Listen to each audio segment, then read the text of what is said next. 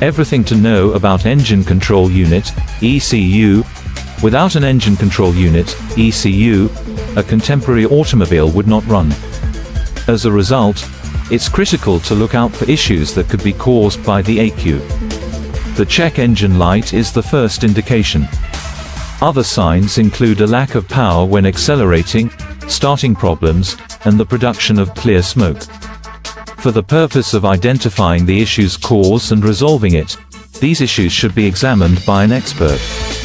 The terms engine control unit, ECU, and engine control module, ECM, are frequently used interchangeably in the field of automobiles.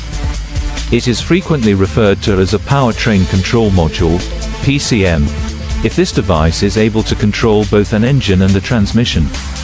What is an engine control unit, ECU? The electronic engine control unit, ECU, serves as the engine management system's brain and central controller. It regulates the fuel flow, airflow, fuel injection, and ignition.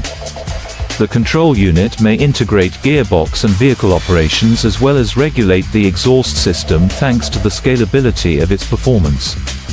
The ECU controls all powertrain types and topologies, including hybrid and fuel cell systems as well as gasoline, diesel, CNG, ethanol, and other fuels.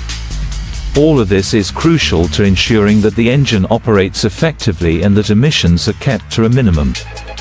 The ECU collects information from a number of sensors to assist it decide the best course of action.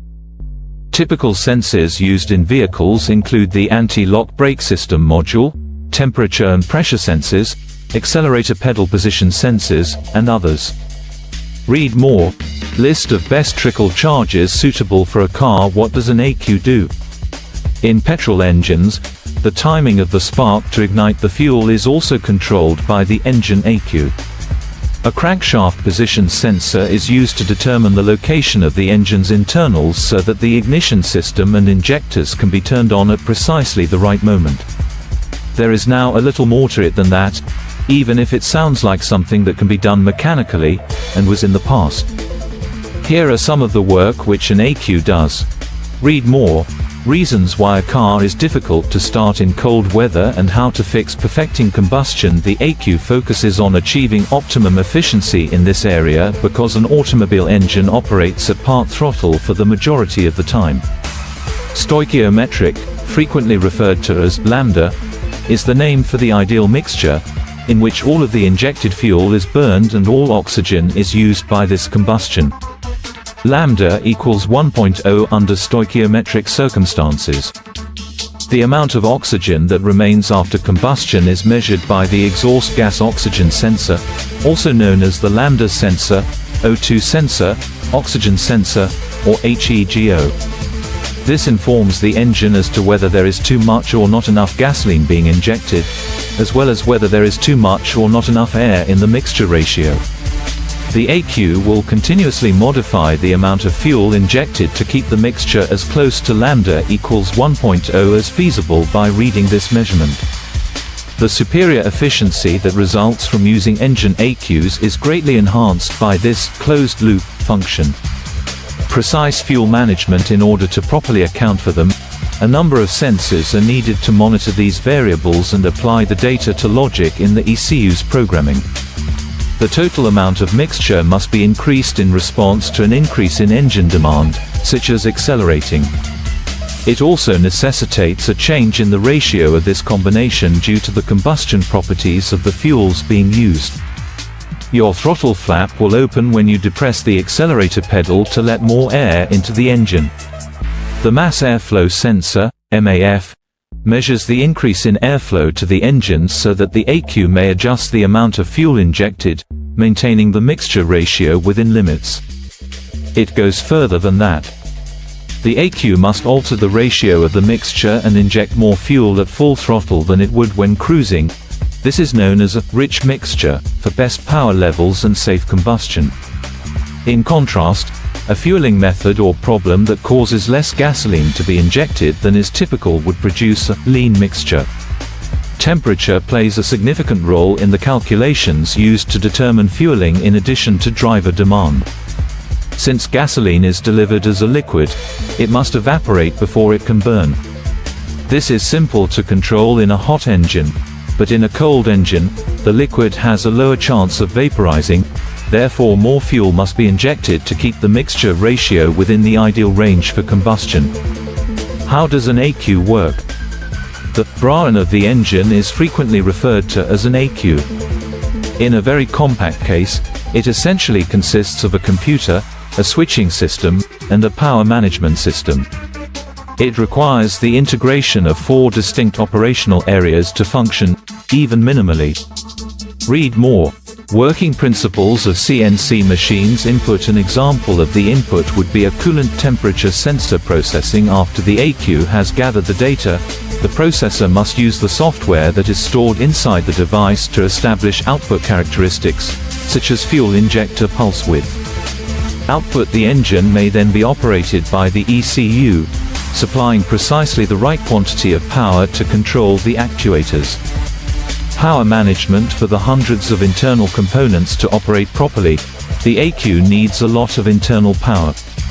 Additionally, the ECU must supply the proper voltage to parts outside the car in order for various sensors and actuators to function.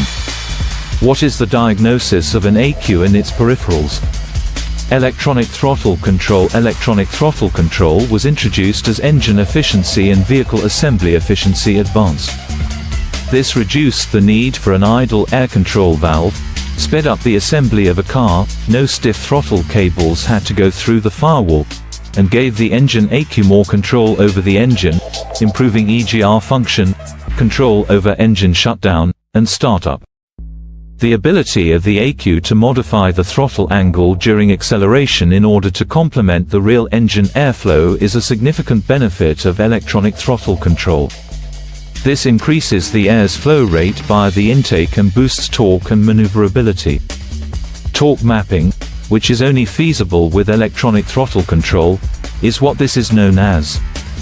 Fault codes. When a fault code is placed in the memory, it typically leads to portions of the software's logic being bypassed and reduced engine efficiency, though the engine is still capable of performing at a fundamental level. In some cases, the self-diagnosis procedure identifies a major flaw that either fundamentally precludes the engine from starting or causes the engine to shut off for safety reasons.